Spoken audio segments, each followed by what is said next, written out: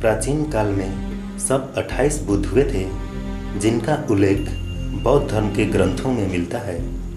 बोधगया, सारनाथ आदि स्थानों पर खुदाई करने पर 27 बुद्धों में से कुछ बुद्धों के स्तूप मिल चुके हैं। ये सभी बुद्ध धर्म की प्राचीनता और ऐतिहासिकता को प्रमाणित करते हैं।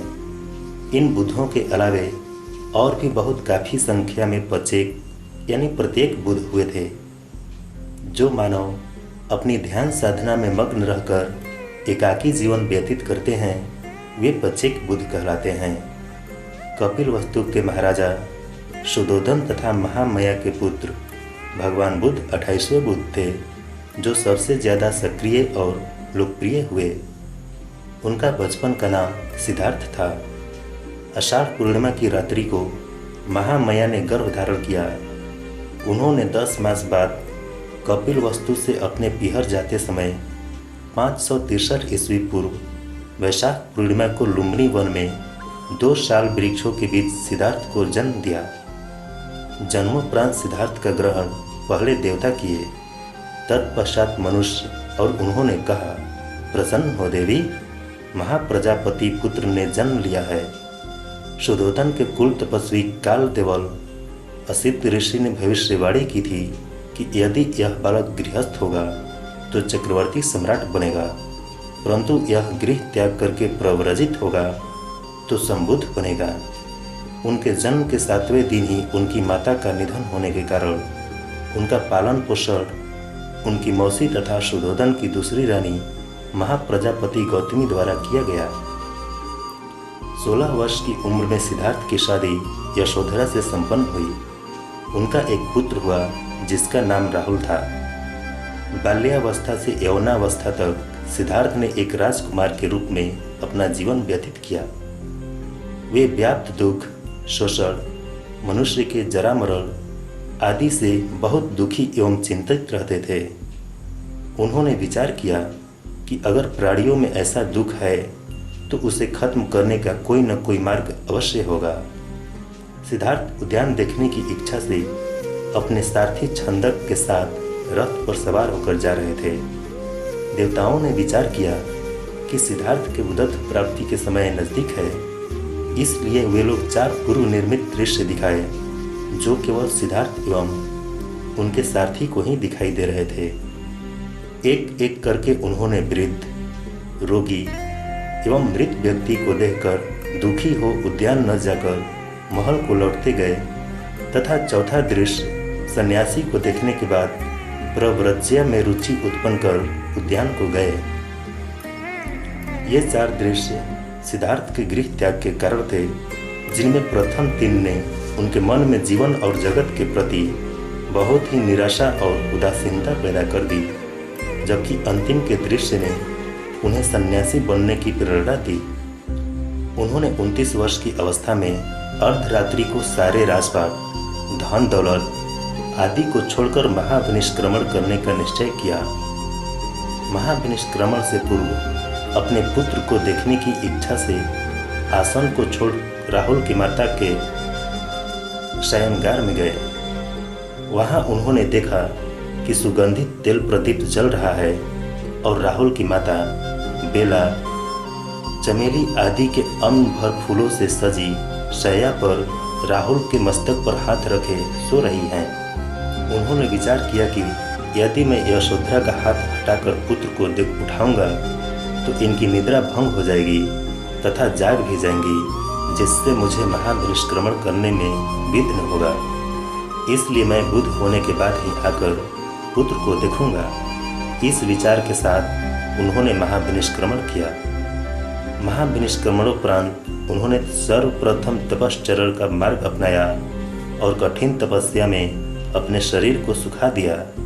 लगभग 6 वर्षों तक इस मार्ग पर चलने के बाद उन्हें लगा कि यह मार्ग संबोधि प्राप्त करने में बाधक है। अतः उन्होंने बड़े विचार के बाद भोजन ग्रहण करने का निश्चय किया और उरुवेला की सुजाता की हाथों पायस यानी खीर खाकर इस अलाभकारी मार्ग को छोड़ दिया। उन्हें पायस ग्रहण करने के कारण उनके साथ रह रहे 5 सन्यासी उनका साथ छोड़ दिए उसके बाद उन्होंने ध्यान का मार्ग अपनाया। इसी मार्ग से वे उरेला, उरुवेला या उरुविल्ला, वर्तमान बोध गया में निरंजना, वर्तमान फल्गु नदी के तट पर बोधि वृक्ष के नीचे 528 ईस्वी पूर्व वैशाख पूर्णिमा को बोधि प्राप्त कर बुद्ध हुए। बुद्ध होने के बाद वे चारिका करते हुए कपिलवस्तु पहुँचे। वहाँ पहुंचकर वे जहाँ सुधोधन शाक्य का आवास था वहाँ पहुँचे तथा राहुल की माता, सुधोधन एवं अन्य लोगों से मिले। बुद्धत्व प्राप्ति के बाद उन्होंने अमृत ज्ञान का उपदेश मानव समुदाय के कल्याण के लिए देने का निश्चय किया। बुद्धत्व प्राप्ति के 7 सप्ताह बाद उन्होंने अपने 5 साथी कौंडिन्य, बप्पा, भद्ये, महानाम और असागी जो गया में छोड़कर चले गए थे का पत्ता लगाते हुए इसीपतन, ऋषिपतन, मृगदाव स्थान वर्तमान सारनाथ पर पहुँचे।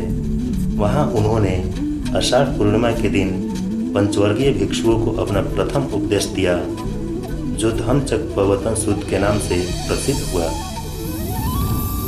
उन्होंने 2 अतियों, पहला काम सुख में लिप्त रहना और दूसरा शरीर पीड़ा में लगाना को छोड़कर मध्यम मार्ग निकाला जो आँख खोलने वाला, ज्ञान देने वाला तथा शांति देने वाला है। मध्यम मार्ग के 8 अंग हैं, इसलिए इसे अष्टांगिक मार्ग भी कहा जाता है, जिससे 3 रत्नों प्रज्ञा, जिसके अंदर सम्यक संकल्प, सम्यक दृष्टि, शील, इसमें सम्यक वाक, सम्यक कर्मांत, सम्यक आजीव और समाधि, जिसमें सम्यक व्यायाम, सम्यक स्मृति, सम्यक समाधि में विभाजित किया गया है। भगवान बुद्ध पूरे मानव समुदाय के कल्याण के लिए 45 वर्षों तक घूम घूम कर उपदेश देते रहे।